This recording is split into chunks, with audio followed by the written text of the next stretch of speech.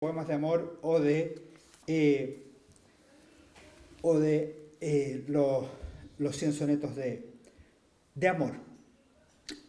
Todo esto llevó a consagrar a Neruda ya en los años 50 como uno de los grandes poetas de habla castellana. Y no solo de habla castellana, como uno de los grandes poetas del mundo.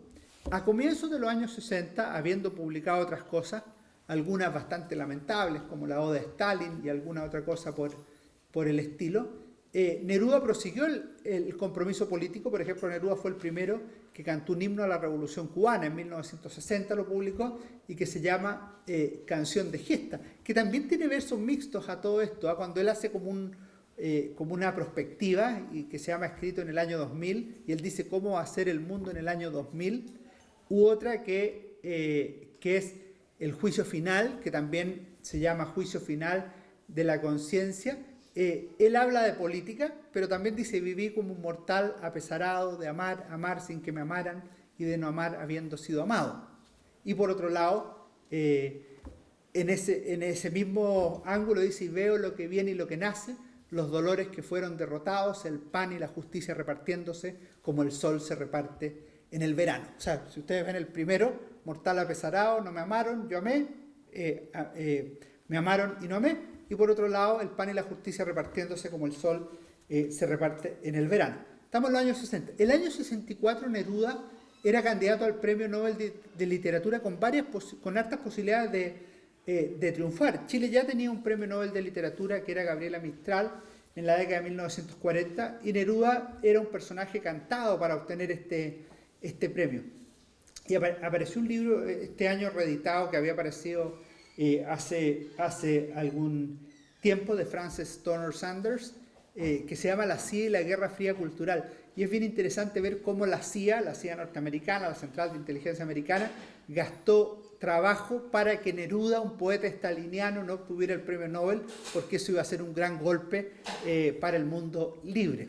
Es bien interesante eso, porque a uno le causa como un cierto rechazo. Estamos hablando de una definición literaria. Hay otro libro de Michael Scammell que se llama la KGB, Solzhenitsyn Files, que es sobre los archivos de la KGB sobre Solzhenitsyn, el escritor ruso. Y la KGB hizo exactamente lo mismo que la hacía contra Neruda, pero contra Solzhenitsyn.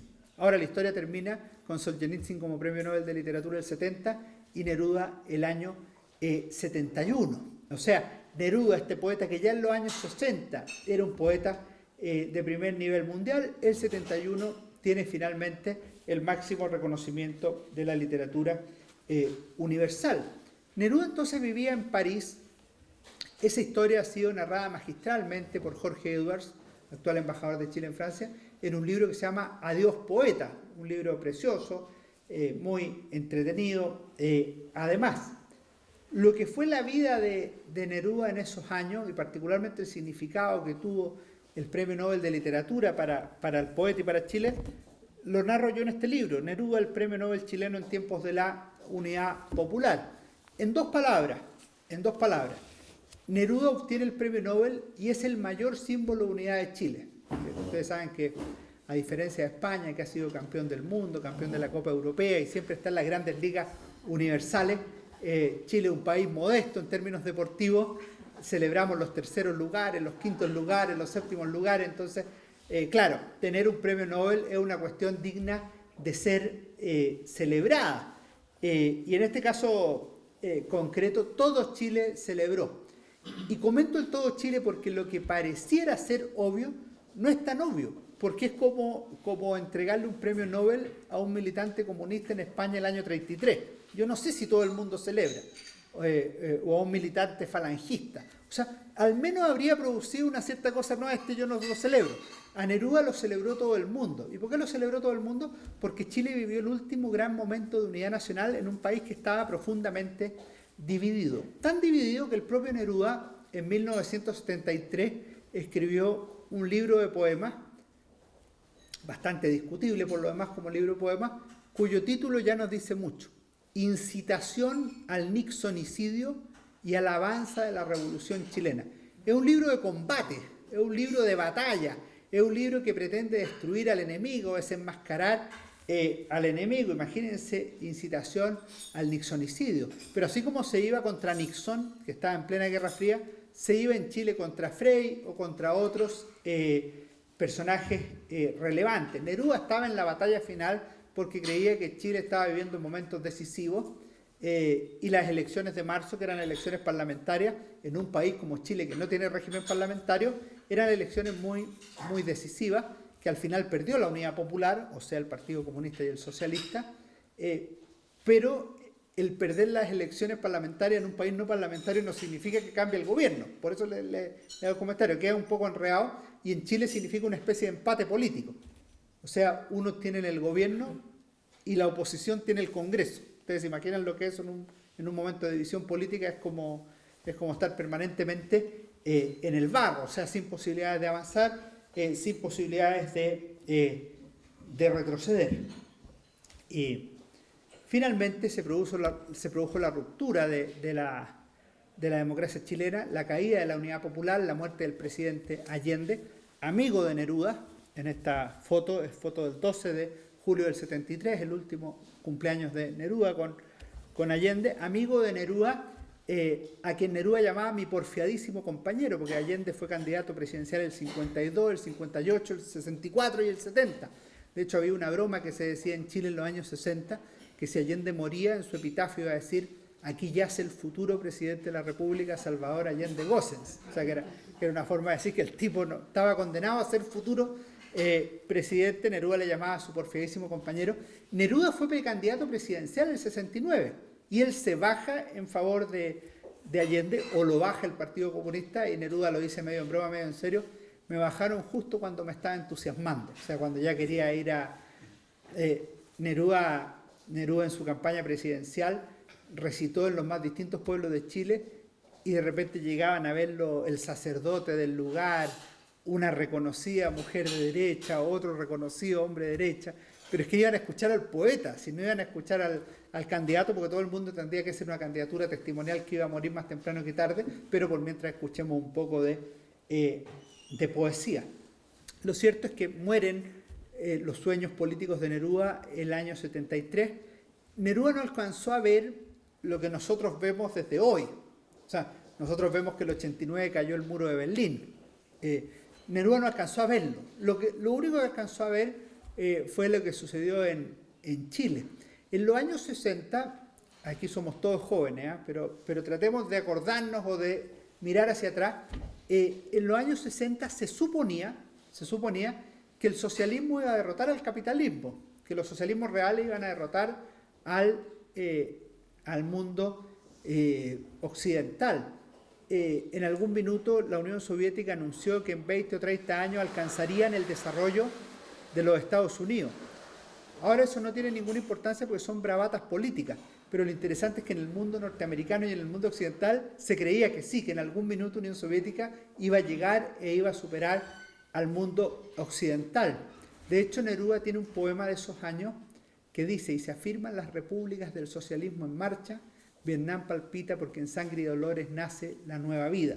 O sea, se afirma la república del socialismo en marcha, dicho en castellano, es: si antes eran 10, hoy son 11. Si hoy son 11, mañana son 12. Pero cada vez va a haber más países socialistas en el mundo. Y se creía que eso era irreversible. Nosotros sabemos, después de los años 80 y 90, que eso era reversible. En ese tiempo no se sabía. Neruda, y aquí quería citar una parte final de los versos de Un hombre anda bajo la luna. ¿Se acuerdan? El pena de mala fortuna que cae en mi alma y la llena, de los años 20. Tiene unos versos finales que son notables y que podrían aplicarse al propio poeta en su relación con la política. Termina diciendo: amor perdido y hallado y otra vez la vida trunca. Lo que siempre se ha buscado no debiera hallarse nunca. Eso fue lo que le ocurrió a Neruda en política. En poética, en cambio, llegó a lo más alto que se puede llegar. En prácticamente todo el mundo Neruda es conocido. Yo cuando voy a un país y entro a una librería, miro si hay Neruda. Hay Neruda en prácticamente todos los países traducidos. Hay muchos países con calles o colegios Pablo Neruda. Neruda es uno de los grandes embajadores de Chile de todos los tiempos, porque su nombre ha posicionado a ese largo pétalo de mar y vino y nieve, como le llamaba el propio Neruda a Chile, mar y vino y nieve, o sea, la estructura geográfica de Chile, la ha posicionado en todo el mundo. Y solo en aras de la justicia, para terminar, quiero decir un par de cosas sobre otros. Chile es un país pequeño, 16 millones y medio de habitantes, mucho menos que varios países latinoamericanos y ciertamente menos que España. Tiene una tradición cultural escrita de menos de 5 siglos. O sea, España ya tenía varias producciones del mayor nivel antes de que Chile empezara el lenguaje escrito en castellano. Y sin embargo, es un país que en los últimos 100 años ha tenido 2 premios Nobel de literatura, Gabriela Mistral y Pablo Neruda. Piensen ustedes que no hay ningún otro país latinoamericano que haya tenido 2 premios Nobel de literatura. Perú, Guatemala, Colombia, México tienen 1, los demás países no tienen ninguno, Chile tiene 2. Eso es un mérito, repito, en un país pequeño. En países como España siempre están un poco más avanzados en esta literatura. Tenemos 3 premios Cervantes. Me parece que solo México tiene más de 3 premios Cervantes. Jorge Edwards el año 99, Gonzalo Rojas 4 años después, y el 2011 Nicanor Parra. Esto prueba la vitalidad de la literatura y de la poesía chilena. Hubo otros que pudieron haber obtenido el premio Nobel sin haberlo obtenido. Estos son premios de consuelo, pero que valen la pena. Las memorias que se han hecho del Nobel de Literatura dicen que el año 25 Huidobro fue un candidato con buenas posibilidades de obtener el premio Nobel y no lo obtuvo porque su poesía era muy avanzada, o sea, era muy incomprensible en su tiempo. Pero esta creatividad de Huidobro permaneció. ¿Qué decir de autores como Bolaño, que hoy día son superventas, pero que también murió de manera prematura, o Roberto Ampuero, cuya obra está siendo conocida y tiene un gran futuro por delante? ¿Por qué tenemos esto? Bueno, tenemos esto, podríamos decirlo así, y que me perdonen si no es una interpretación correcta desde el punto de vista histórico, del punto de vista de la historia de la lengua. Podríamos decir que fuimos buenos hijos de España. Podríamos decir que fuimos buenos alumnos de España. Aprendimos la lengua de España, aprendimos la lengua materna, la bebimos de Ercilla y la fomentamos. Podríamos decir que la literatura chilena es de buen nivel porque tuvo un muy buen nivel de quien aprender. La lengua de Neruda, de Mistral, de Edwards, de Gonzalo Rojas, de Nicanor Parra, es la misma lengua de Juan de la Cruz, de Teresa de Ávila, de Cervantes. Es la misma lengua que compartimos, la misma lengua que hablamos 500 millones de personas en el mundo, la misma lengua que nos da un legítimo orgullo de estar reunidos hoy en Brañosera y la misma lengua que nos presenta innumerables desafíos por delante. Así que muchas gracias por esta invitación y un gusto haber compartido con ustedes.